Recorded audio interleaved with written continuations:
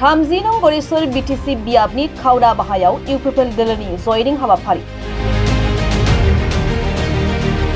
तामुलपुर जिल्लानि खावड़ा बाहायाव बीटीसी बिसायख'थिखौ नोजोर लाखिनानै बीटीसीनि बारग' लेङाइ गाहाय मावफुं सोद्रोमा काम्पा बरगयारिनि नुजाथिनायाव प्रमद बर'नि दैदेननाय इउपिपिएल दोलोनि गेदेर जयनिं हाबाफारि जादों। दिनैनि बे जयनिं हाबाफारियाव गुबुन गुबुन राजखान्थि दोलोनिफ्राय 500 निबो बांसिन दैदेनगिरि आरो सोद्रोमाफोरा इउपिपिएल दोलोआव जयेन जाफैदों। बेजों लोगोसेयैनो दिनै खावड़ा बाहा प्राइमारि इउपिपिएलनि मावखुलिखौबो बेखेवनाय जायो। जयनिं हाबाफारियाव गाहाय आलासि महरै बाहागो लादों इउपिपिएलनि दैदेनगिरि काम्पा बरगयारिजों लोगोसे मिरु इउपिपिएल आइजो गांखंनि गाहाय नेहाथारि हेलेना दैमारी, 30 नं गरेश्वर बीटीसी बियाबनि एमसीएलए पवित्र कुमार बर', मिरु इउपिपिएलनि सोद्रोमा बिपुल बसुमतारी, तामुलपुर जिल्ला इउपिपिएलनि नेहाथारि बानेश्वर नार्जारीजों लोगोसे गुबुन बिबानाव थानाय बिबानगिरि बिथांमोनहा बाहागो लायो।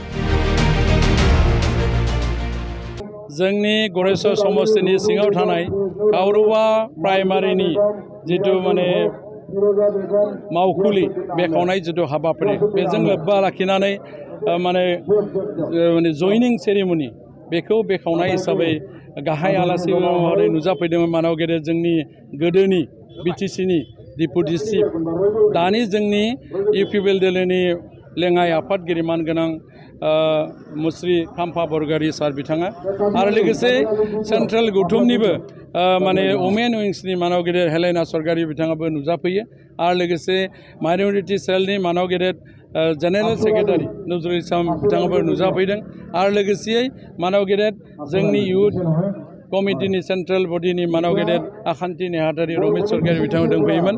दा बे हाबाफारियाव आं गिबियावनो आलासि बिथांमोनखौ बरायदों आरो जोंनि बिटिआरनि चिफ मानव गेदेर प्रमद बर' सारखौ आं बरायदों। मानो होनबा बिथांनि जितु मिशन आरो भिजन आरो बिथांनि जितु मावनायनि जितु हाबाफारि बेफोरखौ मोजां मोननानै बिजेपि बा माने बिपिएफनिफ्राय अनेक सोद्रोमाफ्रा जोंनियाव जयेन जाफैदों आरो लोगोसेयै दिनै नोंथाङा सोंनाय बादि बे माने टिकेट मोननाय मोनैजों बाथ्रा गैया। जितु दोलोनि नीति आरो नेमनि गेजेरजों जि मोनसे दायित्वजों आंखौ रायजोआ सापर्ट खालामनानै एमसीएलए आखनाव दोनबाय आङो बेखौनो खावलायदों जायखिजाया आंनि मावनाया सैथोथियाव दोङोबा आं टिकेटखौ मोनगोन नङा होमबा। दा बेनि बादै आङो जेबो बुंनो सानाखै। इसोरा जुदि भाग्यआव दोनदोंबा बे माने आंनि भाग्यनि बाथ्रा बेयो माने गोजौ लेभेलनिसो बाथ्रा। आं गोलाव बाथ्रा बुंनो सानाखै। रायजो राजानि सिगाङाव बेखौनो खावलायनो सानदों जिहेतु मोनसे बाथ्रानि थाखाय जोंनो प्रमद बर' सारनो सरकारखौ जे नांगौ बे बाथ्रायानो सैथोथि दं। बिटिआरआ जेला सुक्ति जादोंमोन 2020 27 जानुवारियाव बे सुक्तियानो सान्थिनि सुक्तिमोन। सान्थिखौ गोजोरथियै लाखिनो थाखाय दिनै जोंनि आइ आफा रायजो राजा बिथांमोना गावनि जितु मुल्यबान भटखौ जोंनि इउपिपिएल दोलोनि ट्रेक्टरनि सावगारियावनो भट होनांगौ। मानो होनबा सुबुङा माने आइजोनिफ्राय माने हौवासाफोरनिफ्राय गोबां 500निख्रुइबो सोद्रोमा बिथांमोना जयेन जाफैदों। नोंथांमोननि दैदेननायाव जा गरेश्वर समष्टियाव जेबो जौगायाखै होननानै गुबुन दोलोफोरा गोबां अजद होबाय थादों। बिथांमोनाथ' जौगानायखौ नुखाया। बिरोधि दलाथ' बेखौनो बुंखागोन। जौगायाबा जोंनि समष्टियाव 40टा रास्ता जाबाय। गुडविल मिशननि एसओबिडि फान्डनि पिएनआरडि डिपार्टमेन्टनिफ्राय बे लामाफोरा बोरैहाय जाखो जेरै माने बिर सिलागां माने स्टेडियाम लुबाय थादों बेथ' माने जानाय नङामोन। बेबोथ' मोनसे उन्नयन जेराव मोनफ्रोमबो माने मार्केटनि एरिया बाजारफोर दङ। मोनसेबो मार्केटखौ आं बाद होआखै दिनैनि तारिखाव बेफोरावथ' मार्केट सेट हरदों।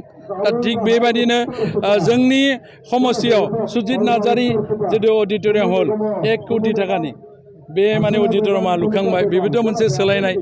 आरो लोगोसेयै जोंनि समष्टियाव जेरैबायदि माने मा होनना बुङो जोंनि जितु समष्टिनि आन्दाराव जिखिनि माने डिपार्टमेन्ट दङ बिनिनो प्राय भाग डिपार्टमेन्टनिफ्राय जों आसनि मोननो हादों। हेन्डलुमाव जों मोननो हादों। मेडिकेलाव जेरैबायदि 3 कोटिजों मोननै महलनि बिल्डिं जों बरगुयाव लुनो हाबाय जेरैबायदि कलेजाव 2 कौटिजों मोनसे माने साइन्स स्ट्रिमनि क्लासरुम हिसाबै जोङो 1 कौटि थाखा होदों बेखौ जों लुखांबाय इनफ्रास्ट्राक्चारनि नामाव 1 कौटि होदोंमोन बेखौबो बानायखांबाय बेबायदि माखासे रोखोमनि गिदिर माने जेराव 6 किल'मिटार 4 किल'मिटार 5 किल'मिटारनि रास्ताया जादों बे सोलायनाय नङा माथावरिया जेराव माने पुथिमारि माथावरिया बायबाय थायोमोन 14टा जायगायाव दिनैनि तारिखाव मोनसे साइडआव माने सोनाब लाइनजों 37 कौटिजों शक्तिशाली माथावरि बानायनो हाबाय दा बे माथावरिया बायलिया बेथ' माने सोलायनाय गोदोथ' बायबायनो थायोमोन BPMनि दानि दिनावथ' बेबायदि खामानिया जायाखैमोन दिनैथ' बेयो सोलायबाय दा बेफोरबायदिनो माखासे अफिसाव सोलायबाय बायदि रोखोमनि आसनिफोरखौ जों जिहेतु रायजोनि गेजेराव रायजो राजाया जिहेतु न'खौ